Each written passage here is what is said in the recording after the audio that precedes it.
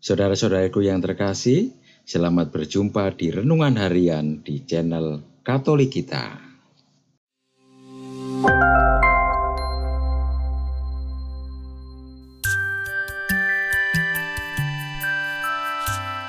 Hari ini, Senin 20 Februari 2023, Pekan Biasa yang ketujuh. Bacaan diambil dari Injil Markus, bab 9, ayat 14 sampai dengan ayat 29. Pada suatu hari, Yesus bersama Petrus, Yakobus, dan Yohanes turun dari gunung, lalu kembali pada murid-murid lain. Mereka melihat orang banyak mengerumuni murid-murid itu, dan beberapa ahli Taurat sedang mempersoalkan sesuatu dengan mereka. Pada waktu orang banyak itu melihat Yesus, tercenganglah mereka semua dan bergegas menyambut Dia. Lalu Yesus bertanya kepada mereka, "Apa yang kamu persoalkan dengan mereka?" Kata mereka dari orang banyak itu, "Guru, anakku ini kubawa kepadamu, karena ia kerasukan roh yang membisukan dia.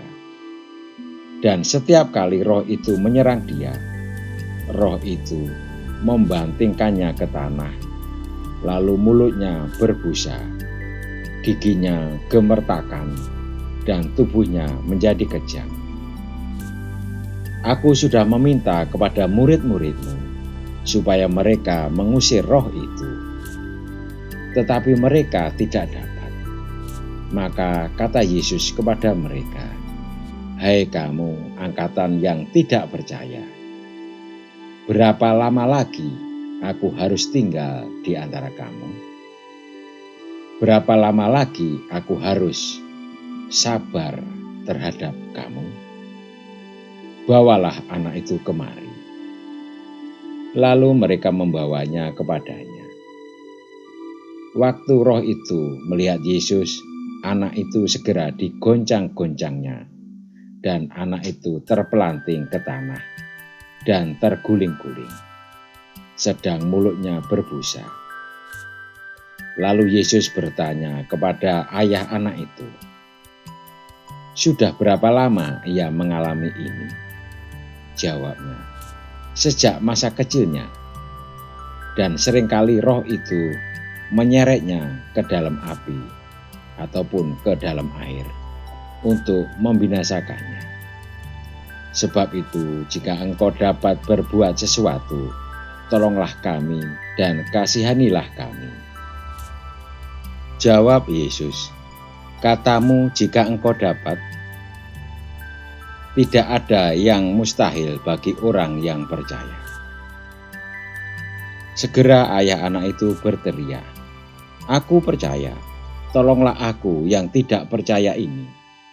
Ketika Yesus melihat orang banyak makin datang berkerumun, Ia menegur roh jahat itu dengan keras, katanya, "Hai kamu roh yang menyebabkan orang menjadi bisu dan tuli, Aku memerintahkan engkau, keluarlah daripada anak ini dan jangan memasukinya lagi." Lalu keluarlah roh sambil berteriak dan menggoncang-goncangkan anak itu dengan hebatnya. Anak itu kelihatannya seperti orang mati, sehingga banyak orang yang berkata, "Ia sudah mati." Tetapi Yesus memegang tangan anak itu dan membangunkannya. Lalu ia bangkit sendiri.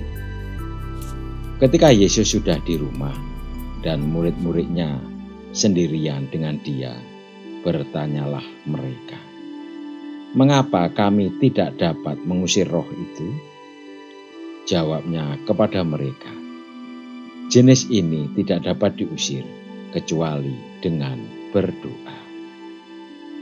Demikianlah sabda Tuhan. Terpujilah Kristus. Saudara-saudariku yang terkasih, untuk menyembuhkan orang sakit dibutuhkan iman yang teguh. Iman merupakan sarana penyaluran kuasa Allah. Namun seringkali iman kita kurang kuat karena kelemahan dan dosa kita.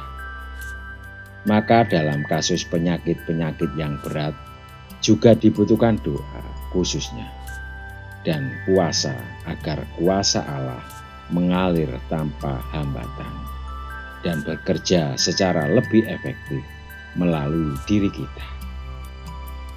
Doa dan puasa adalah ungkapan ketekunan iman yang tak akan dikecewakan Allah. Inilah kebijaksanaan Allah. Allah sang kebijaksanaan ingin memenuhi segala ciptaannya dengan kebijaksanaan. Allah sungguh memperhatikan kesetiaan kita mencari dan menemukan kehendaknya. Ia membuat kita yang datang kepadanya beroleh rahmat yang kita perlukan dalam hidup. Marilah kita berdoa. Ya Allah yang maha bijaksana, syukur dan terima kasih karena Engkau telah memenuhi kami dengan kebijaksanaan-Mu melalui doa dan puasa kami. Halaulah segala hambatan yang menghalangi kuasa kudus-Mu. Jadilah kami anak-anak-Mu yang sungguh mencintai-Mu. Amin. Saudara-saudariku yang terkasih, terima kasih atas kebersamaannya di dalam renungan harian ini. Kita akan berjumpa kembali di renungan harian berikutnya. Berkah dalam.